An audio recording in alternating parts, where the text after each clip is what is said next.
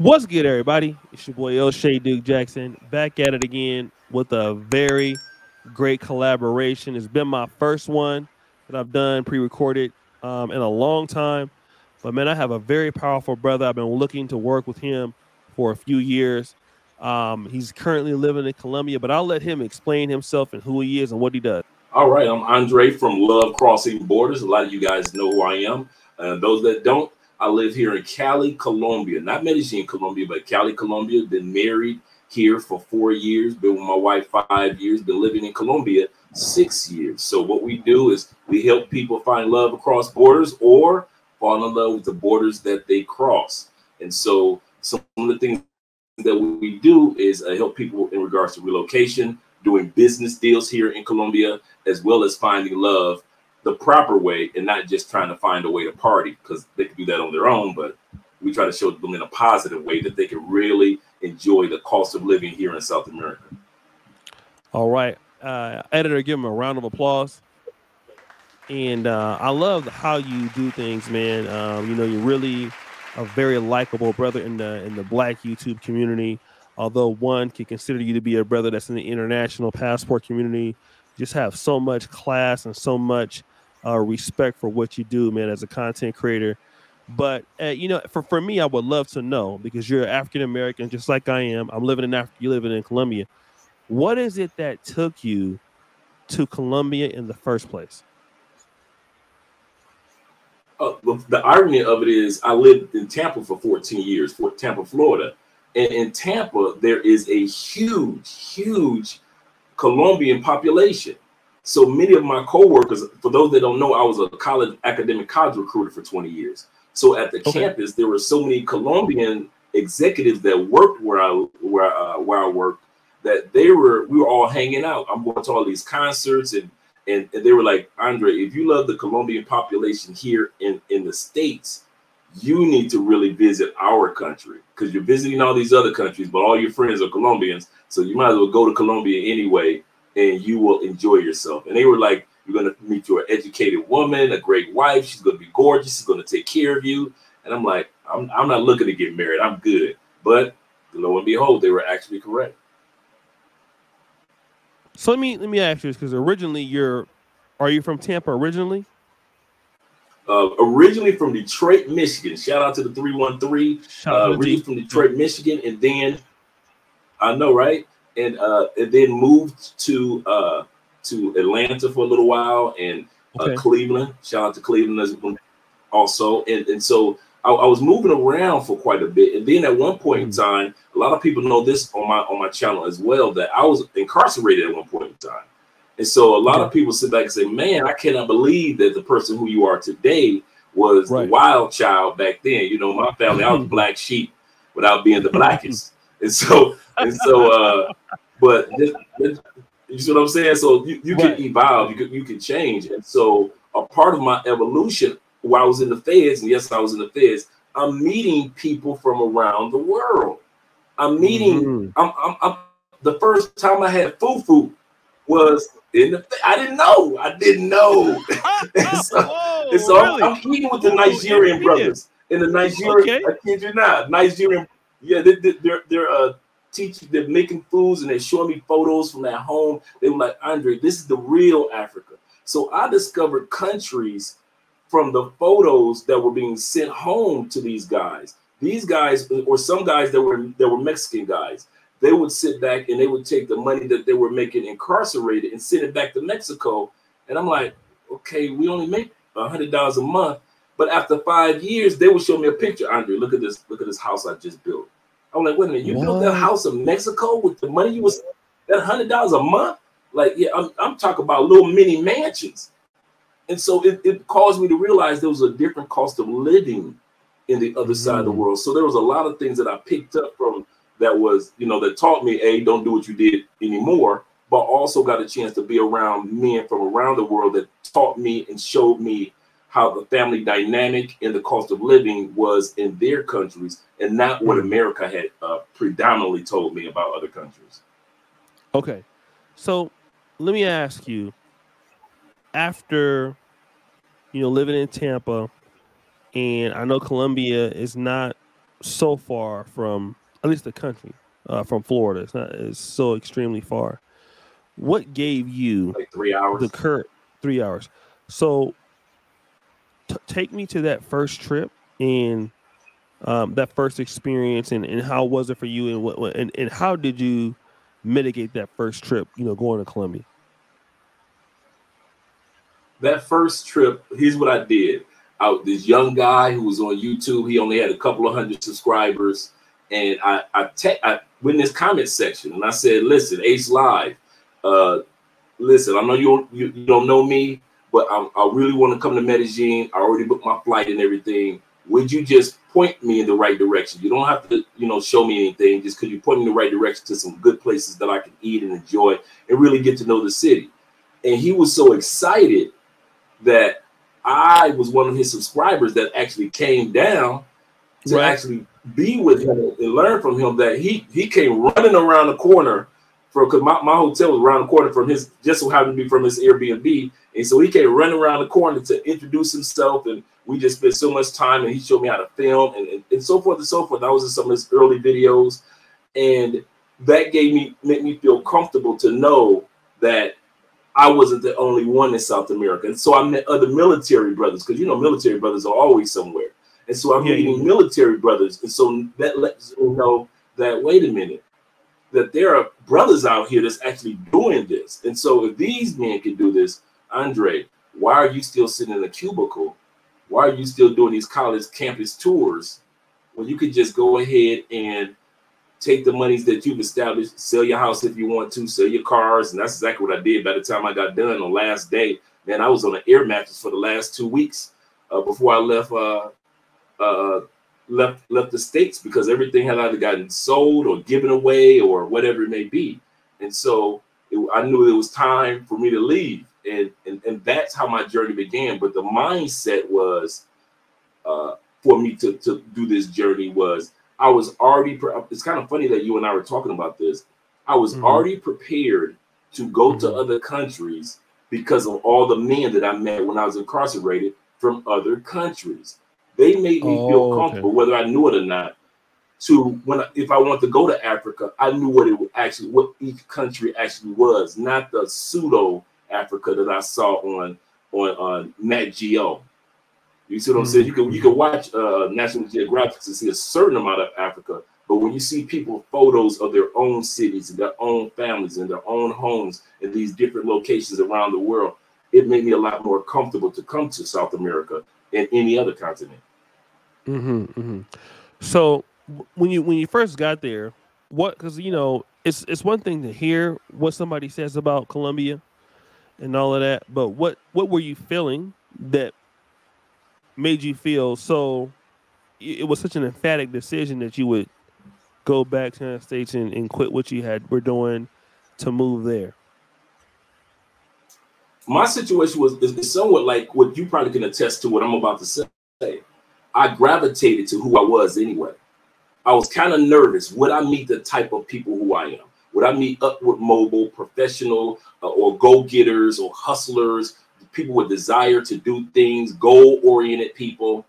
Because based off of all the YouTube videos that I saw, all Colombia was just this one big party. And I'm not a one big party dude. I'm progressive. And so I'm wondering if I want to meet some good women, good professional women. So I was kind of nervous about all that. Would I be able to have and experience the same like-minded people as before? For example, the year that I came to Colombia was the year that I came in regionals for Toastmasters International. So I won the city. I won our district. I won the city best public speaker. I won regionals best public speaker. And then I lost to the brother, which was a cool dude, to go to national and be a part of Toastmasters International public speaking competition. So I'm thinking to myself, am I going to be around or am I just going to be around just regular hood all day long? And lo and behold, no matter where you go in the world, you'll gravitate the type of people who you are eventually anyway. So when I came to Colombia, I wasn't meeting hood women. Why? I didn't date hood women in the States. And so the universe was giving me the type of people and networking with the type of people that I was accustomed to networking with outside inside the state. So when I left, the universe was like, okay, you're in a new place. I'm gonna introduce you to this person, that person, this person. It's called Toastmasters International, Dre. So now you're going to do Toastmasters in Colombia, even though you're Spanish, is muy mal. And so since I was able to do all that, it made me feel a lot more comfortable in regards to being here, realizing that I didn't have to be this party dude. Okay. So now you mentioned like being challenging because Spanish wasn't as great, and it's a new place. So I'm pretty sure you're first probably going to Medellin. Now take me through, learning how to get to Cali and then establishing yourself since you're not working anymore in the States. How was that process? When I first, this is what I did. In all sincerity, I had faith in myself from the business perspective as well. Like Jay-Z said, I sold keys. I guess I could sell CDs. And I was like, wait a minute, the same person that made me successful in one genre where I was making red money is the same mindset. If I use it, can help me make green money. And so I said, okay, let's go after this green money. And so I knew what type of person I was. And even when I was doing what I was doing for 20 years, as far as working for corporate America. So I stepped away from corporate America, took my 401k money and all the other monies that I had from my savings and selling of my home and in my car. And I decided to bet on Andre, bet on Black. And so when I first came down here, I had an online job. And that's what I tell individuals to do. There are so many online job opportunities. And I started this in 2018, 2019, realizing that let me take my career online. Let me take it on the road. And so I was doing online while I was developing what I was going to do. And so the irony of it is, once again, the universe gives you who you are. Right. Let me let you go. Go ahead. My bad. No. I'm listening. Go ahead. And so, okay. So the universe gives you who you are. And what ends up happening is Ace Live, once again, he intervenes. But how we got to, we're going to come to that story in a second. But how I ended up in Medellin, I thought Medellin was the perfect city. I'm praying to God, Lord, if you made Shangri-La just for me, gorgeous women walking around, everything is fine. I'm meeting professional people. But Medellin is the Las Vegas of Colombia. Medellin gets over 1.3 million visitors every year. Just to give you a comparison, Orlando with the mouse gets 2.2 million visitors every year. So Medellin is just getting a little under 1 million less visitors than Orlando. And Orlando is world famous with all the theme parks. So when it comes to Medellin, it was just too touristy. From living in Florida so much, I was like, man, I'm already burnt out on tourists and people coming down for the wintertime in Orlando. So the last thing, because Orlando and Tampa are right down the road, right down the freeway from each other. So the last thing I want to be around is a 1.3 million tourists. And so that's when I started trying to discover, okay, is it Barranquilla? So I started dating up there. Is it the beach area of Cartagena? Because Cartagena is the twin sister of Miami. If you look at Miami, you've seen Cartagena. South Beach looks just like Cartagena South Beach. So, or a version of that. So you're not missing anything. You just don't pay as much as South Beach in Miami. And so I'm wondering if it's there. And then I see an interview of this one guy, a brother, and he said, I got laid off from my job. And this brother took his unemployment checks and moved to Cali, Colombia. And he lived in Zone 5. Now, anybody that knows about Colombia knows it's broken down into stratas. Every city is broken down into stratas or zones. In other words, from 1 to 6, sometimes 7. 1 is like hood. And most people live in zone 3 and 4. But if you got money, you can live in zone 5, 6, or 7. These are really suburban, really nice mansion areas. And so he was living in zone 5. And I'm like, oh, unemployment checks? And I'm listening to this guy's interview. And he's like, I got a 2-bedroom, 2-bathroom, blah, blah, blah, blah. And I'm like, he said, I only pay $285 a month. And I'm like, wait a minute. And my brain couldn't compute the fact that a person could actually have the best of the best and actually only pay $285. Now fast forward to me moving to Cali, and this is how I did it. Check it out. I came to Cali to survey the area, and I said, okay, cool, this is really nice. And then I walk into this mall, just so how we live down the street from Chippy Choppy Mall, where me and my wife met. So I did, here's the line, guys, just in case you don't know how to approach a woman in Colombia. Ask for directions. Easiest way to get her phone number, easiest way to get her name, ask for directions. Especially, I know a guy that met his girlfriend, they've been together for a year. He asked her, where's the bus stop, while he was standing in front of the bus stop. He knew where he was. He just wanted to ask for directions. I tell guys do that all the time. You want to meet Colombian women, ask for directions. And that's what I did with my wife. I asked her, did she know of any museums? And she said, yeah. So we exchanged information. Next day, our first date was at the Afro-Colombian museum down here.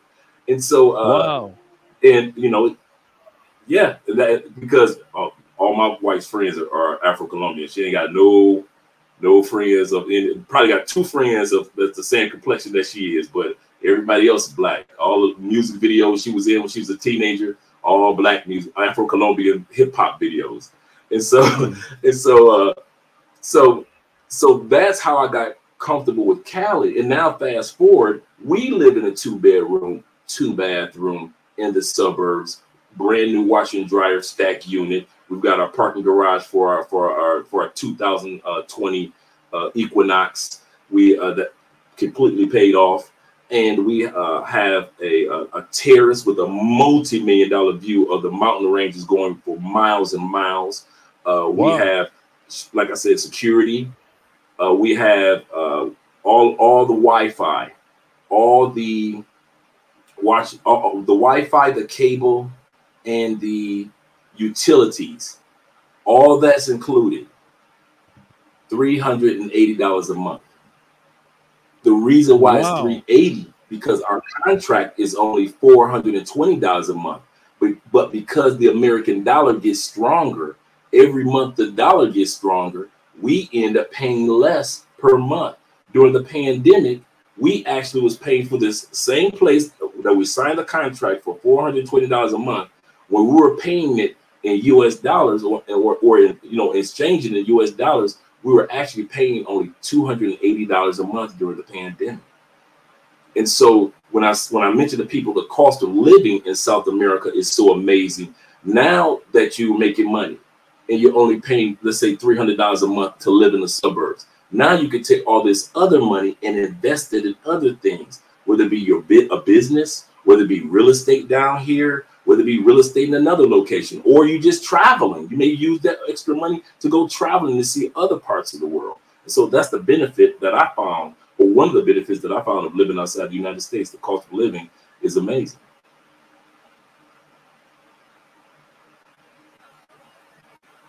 Let me ask you the elephant in the room before we get to back to some of the opportunity. And you know, a lot of the brothers in the passport bro community, I noticed that your channel tends to be about a lot more versatile things, not just dating. You seem to have more of a plethora, more of a variation of content strategy there. But a lot of guys are going to want to know your experience because you did get married, and they're going to want to know, Andre, when you got married in Colombia, what is your experience in comparisons to that of living in Atlanta or Tampa, Florida, or in Cleveland? What made you get married in Colombia and not in the United States? Okay, great answer. I mean, great question. First thing is, in the United States, I was married for 14 years. I was a stepdad for 14 years. So all those guys that are against stepdads, I was one of them. I raised the kids from 4 all the way through Bethune-Cookman College. So that's how long I was a stepdad. And so, but the marriage didn't work. She was more of a modern woman, not as traditional. She could have blended it. I want to put it on her. There were things that I was doing that wasn't cohesive to the marriage. So with her and we sat down at the kitchen. Literally, we sat down, had a kitchen table talk, turned over the plates, And we said, basically, are we going to fight for it? Because we had already gone to council and everything. Or are we going to separate before either one of us get bitter? You know how some people stay together longer and now they're bitter at each other. We knew that it was over. And so we said, let's end while we're still cordial. And so we ended it. Now her and I still converse every blue moon about important matters, or, you know, how the kids doing in regards to their careers. Great kids. Both of them graduated college. Both of them are doing wonderful in their endeavors and their businesses. So I have no complaints in regards to the kids. But the one thing that I would say about being a stepdad, I would never do that again, because they come in as a package deal and they leave as a package deal. But I'm a guy that likes but I enjoy marriage. There was nothing wrong with the concept of marriage. It was just wrong for me in the States. I wouldn't have never done it again in the States, because there's so much economically against men in the States in regards to marriage. Nothing against marriage itself, the institution, but the profitability for the woman and the state itself, or the system, and the man could walk away with virtually nothing. I don't want to go through that. Fortunately, that we were very cordial through our divorce, but I don't want to go through that again. But I enjoyed the institution of marriage. So when my friends were telling me, dude, you need to go to South America, bro, or you need to go, at least go somewhere, get out the state. So I started traveling to other countries. And so when I met my wife, I sat back and it was like, you know, as you get older, you start to realize, you know, who's good for you and who's not. And so it was an easier process. She was an accountant. She was very successful in business, but she was extremely traditional. And what got me was the fact that I didn't have to implement or talk about, are you a traditional woman? It was her mother and grandmother and aunts. All of them were talking about, are you doing this for Andre? Make sure you take care of that for Andre. Don't forget now, Andre needs blah, blah, blah, blah. So to this day, I don't have to say anything. I don't have to ask for a hot plate and a meal and so forth. My wife will walk through the door from a hard day's work and say, you know what, babe, I'm about to cook dinner real quick. I see that you're editing some videos. Let me go ahead and I'm going to make you some coffee. Or let me go ahead and make you some fruit salad. I'm going to bring it in here to you with a bottled water. Yeah, she brought this while we were in here speaking, with a bottled water to make sure that you're good. And so you get to have this gorgeous Colombian woman, because, you know, Colombia got some gorgeous women. At the same time, extremely, like Kevin used to say, shout out to KS, RIP. He used to say fit, feminine, and friendly. And my wife holds all those qualities no matter what color you are.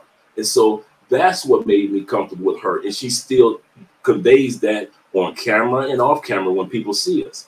And so now brothers get comfortable, like, wait a minute, Andre's wife speaks fluent English. So now I can ask all the questions about Colombian women in relationships that I want to. And so that makes a lot of guys come to our channel and feel comfortable with us, because they can ask her on air all the questions they want about Colombian lifestyle and Colombian women. And so it works out best for both of us. But the other thing, O'Shea, that I discovered here is that you're expected to be a traditional man. In Colombia, in South America in general, and I think that's in Africa as well as Southeast Asia, there is a part that is a business decision between the two of you. Her part is to be the feminine part. She signed off to be that person. But she looks at you to be the gazelle catcher. She's not looking for you to talk about, babe, we're going to do this 50-50. Hello. South America does not play that. They do not play that 50-50 down here. If you're a dude that's coming down here, you want a traditional woman where you got to expect to be a traditional man like our forefathers were. Whether they were in Africa or whether it was the 50s and 60s, you had James Evans going out there to the pool hall to hustle to make sure some food was put on the table. You got to do what you need to do as a man. And so be prepared that when you go to these other countries, it's not America. Women are not going to be glancing at you like we can go 50-50.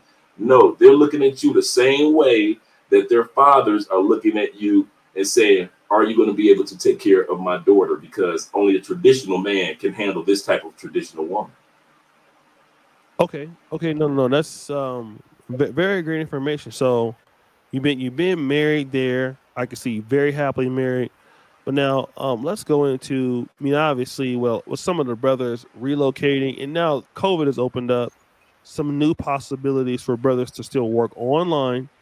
You know, I see brothers here in Uganda that I've seen. They still have a job based on, some of them are working American hours, so they're living here, but brothers working weird hours. You know what I'm saying? You see a brother groggy at like noon, like, what's going on with me? Yeah, bro, I was working at the bank last night online, but you seem to do very well for yourself. You wasn't even a YouTuber. I remember even seeing you on Ace's early videos. You weren't even on the YouTube then. I believe it was you and Richie from Atlanta. Shout out to him. And you've taken this opportunity, and you really are a astute business person, obviously, and you've made this opportunity for yourself. How can some of these black men, because a lot of brothers, like the passports, we're talking about the earlier on the phone, the passport applications are going up. So, but it doesn't really signify that a lot of men will be successful in their next country or endeavors.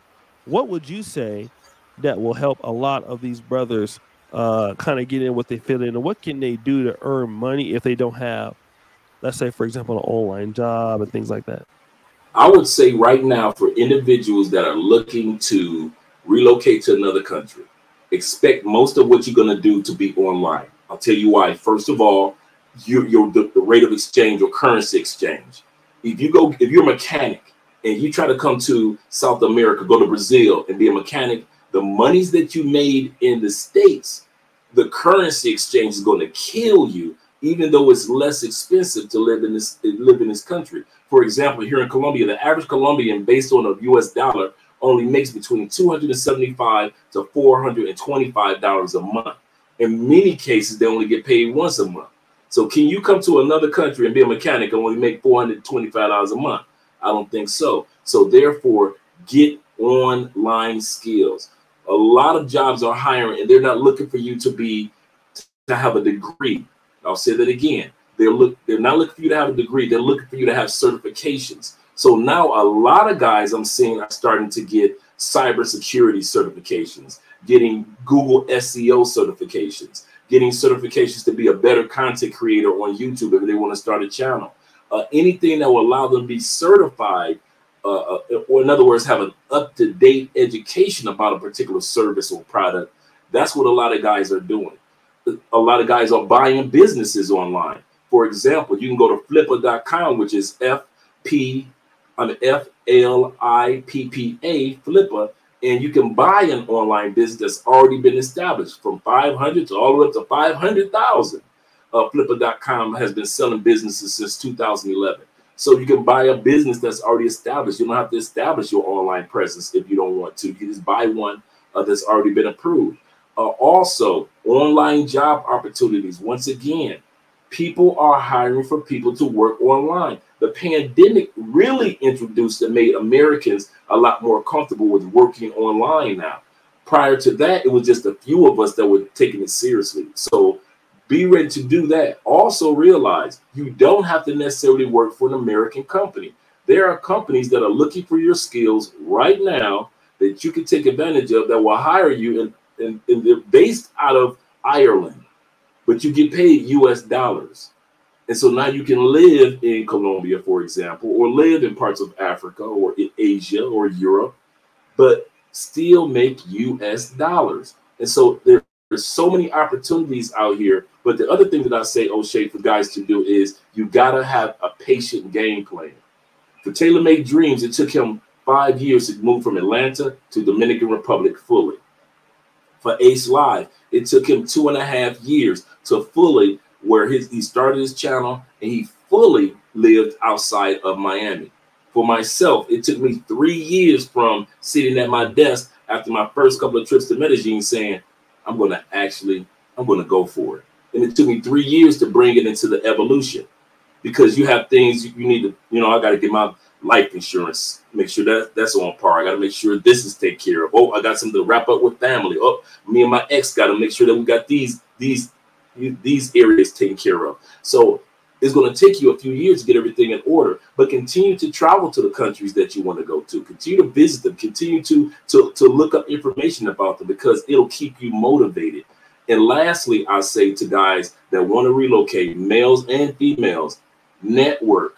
Every city that you want to go to or country that you want to move to, there's already somebody that's there on Facebook. They have a WhatsApp group for every city, that for every type of event that you want to do, whether you're a party person or whether you're a person that wants to take a city seriously. You can do these things. It's not hard to do. And also there's language exchange classes. So you'll meet somebody that has a different language and they want to learn your language, and you'll meet that special person during that time period. So don't forget that these things exist. Online business opportunities, whether it be working for someone or not. Make sure that you be patient with yourself and realize you can go online and network, and there's opportunities for you to be encouraged, because there are people that will keep you encouraged until your dream comes to pass, whether it be 5, 10, or 15 years from now. Yeah, that's very, very similar here in Africa. In Uganda, it's a very similar story. So, brother, I know that you have a live stream that I am making you late for, but I just want to say, man, you know, you're a really great brother. I have a lot of respect for what you do on the channel. You're one of the few passport bros that is like fully integrated into Black YouTube, and you know, you handle what you do with a lot of class, and you give brothers a lot of good information. I believe now you're going to be talking about today. I think you have a stream on what country is that? Is it? It's not Chile. Guyana. Is it Guyana? It's Guyana. Yeah. Guyana is the only predominantly Black country in South America, even though Brazil has 14.5 million Afro-Brazilians, which is more than the United States. Even though people don't even know that, only of the transatlantic slave trade, only 9% of all boats went to the United States. Only 400,000 made it to the United States. So all you FBAs, I understand, but only 400,000 of you landed on Plymouth Rock. The rest of them came to Colombia and Brazil and the Caribbeans. So actually, Cartagena here in Colombia was the New York Stock Exchange of the trade. You actually came to Cartagena to negotiate on how many boats you would get sent to the United States, sent to Brazil, sent to other parts of Colombia or the Caribbean. You came to Cartagena, Colombia, the first free Black slave or indigenous individuals from that trade. The city is called Palenque. It's right outside of Cartagena. That city still exists. Black people come from all over the world to do a tour of the first, not in America, not in North America, not in the Caribbeans, actually here in South America. Colombia is the first free town or city that Black people have run, and it's called Palenque. And you can look it up, and these people are so proud of their city. So you can actually do those things. But when it comes to Guyana, let's go back to that real quick.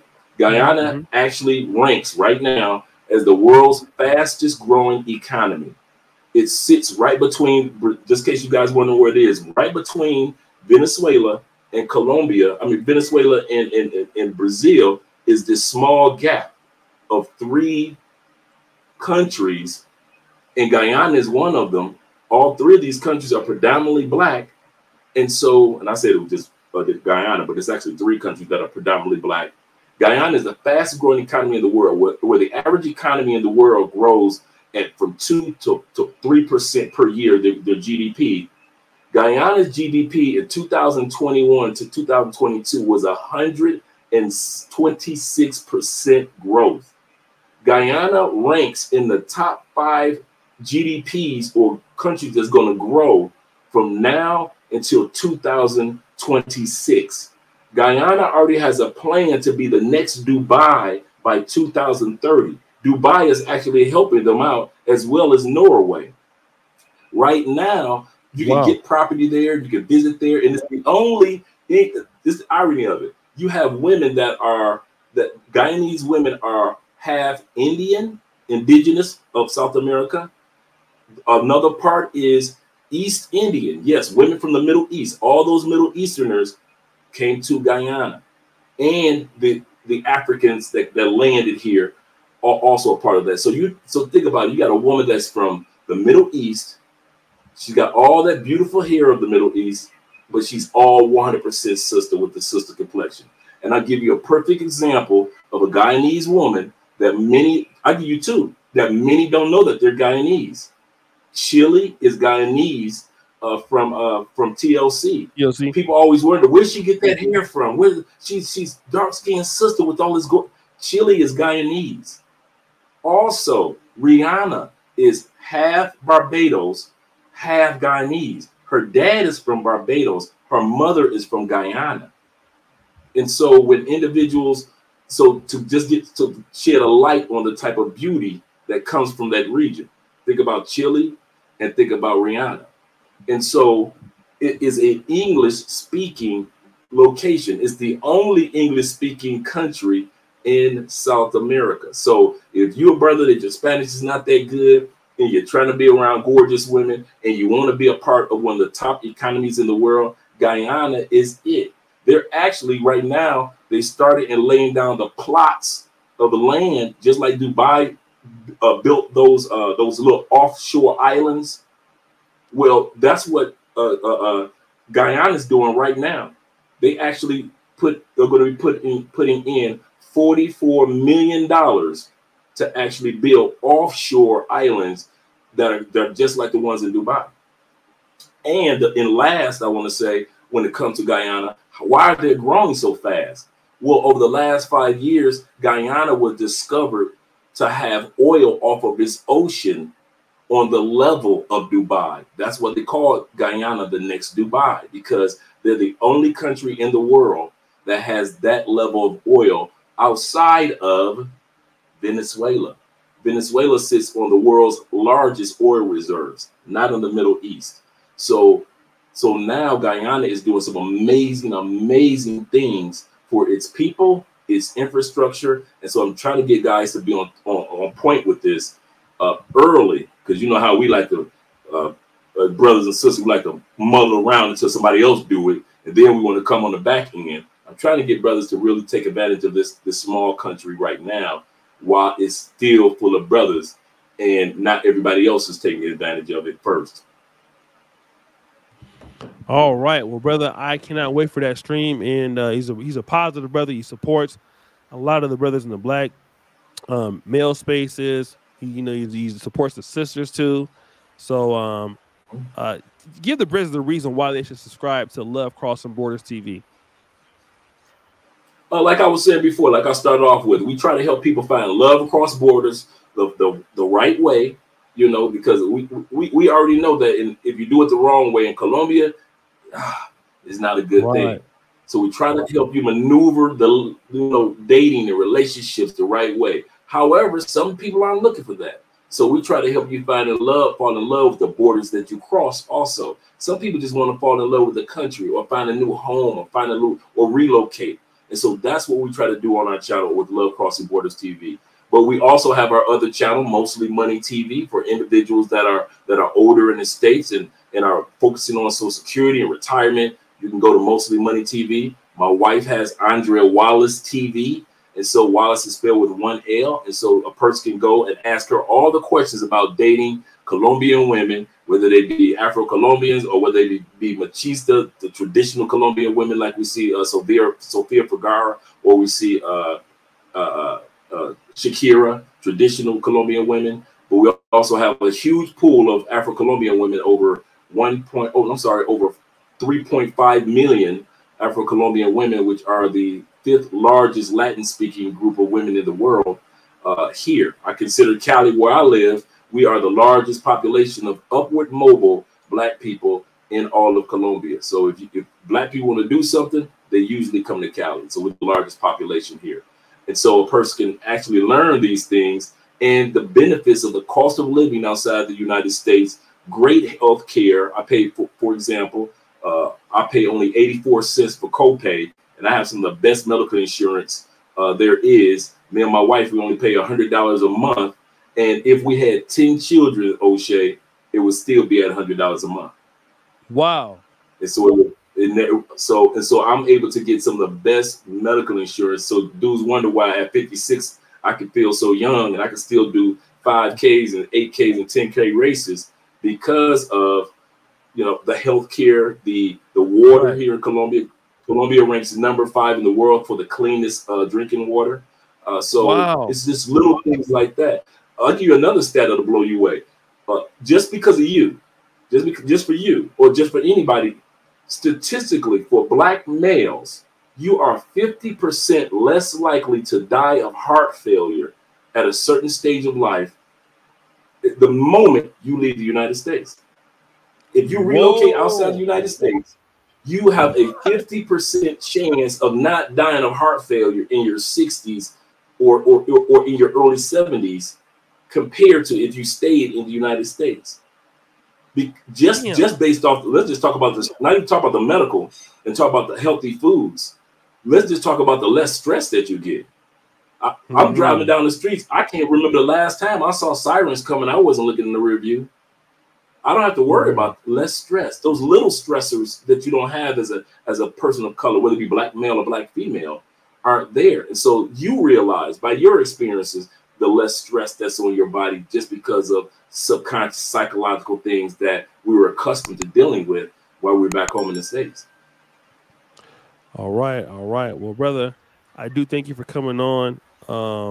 Like I said, you've been supporting us over here. I'm so glad to get you on, guys. Check him out, the first comment at the top. And so, guys, thank you so much for being here. We out.